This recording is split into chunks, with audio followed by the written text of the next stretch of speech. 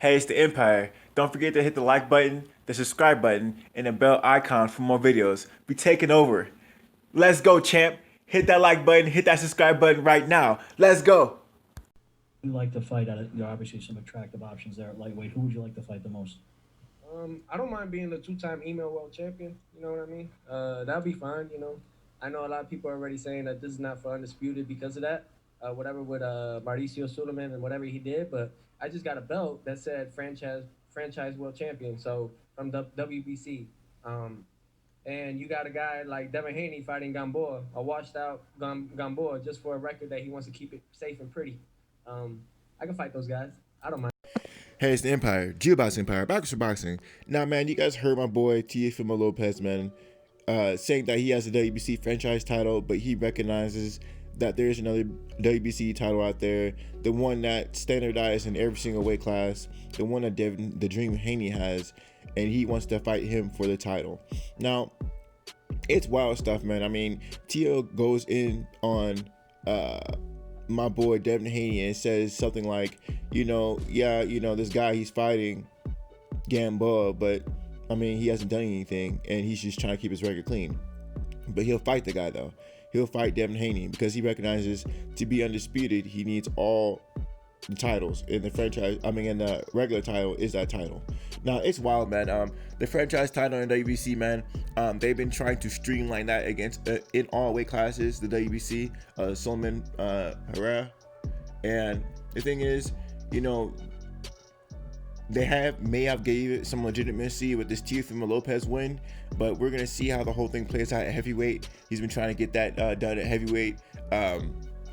The franchise belt is around 160 or 168 with Canelo Alvarez, and it's becoming more and more predominant in boxing to the point where this franchise title will in the future most likely become a legitimate title in the future.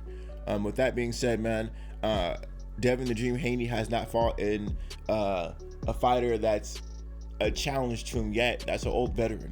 And Teofimo Lopez, when he was coming up, he fought Richard Comey, and that was a fight where he was fighting an elite level tough opposition, and we didn't know what was going to happen in that fight. That being said, Devin Haney needs that tough fight before he fights those big dogs. And Devin the Dream Haney is saying that he wants to fight TO2, but after he gets past Yukir's Gamboa. There's levels to boxing, and you gotta build your way up to the top. And fighting someone like a Gamboa, man, that's not a walk in the park. A lot of these young guns think they can just walk through these old veterans, and it's not as easy as they think. When Gervonta Tank Davis fought Yukir's Gamboa, he thought he could just knock him out easily, and he didn't stop the guy at round 12, and that was more of accumulation of punches than an actual clean knockout. That being said, Gamboa is still a great fighter, man. There's a lot of diss on the guy, but the guy really doesn't have that many losses, and most of the time the guy just stops fighting. He's never been out cold.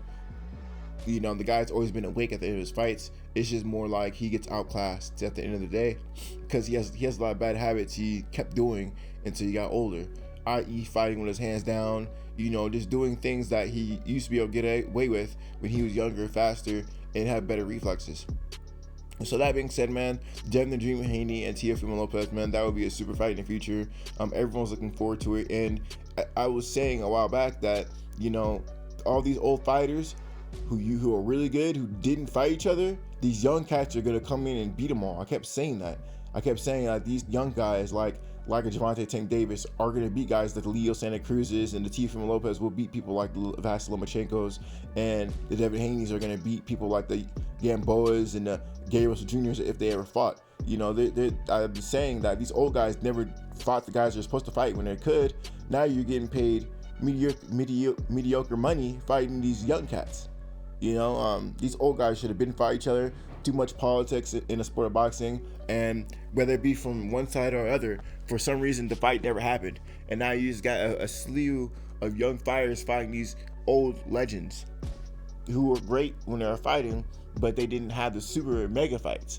They're stars, but they're not superstars. The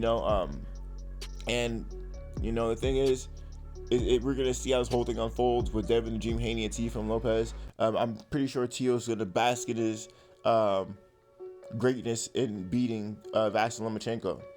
He's probably gonna have some easier fights, see how he can sell, and just bask in his greatness right now. Because understand, Teofimo Lopez, the guy is Puerto Rican, and this is the biggest Puerto Rican star since Danny Swift Garcia.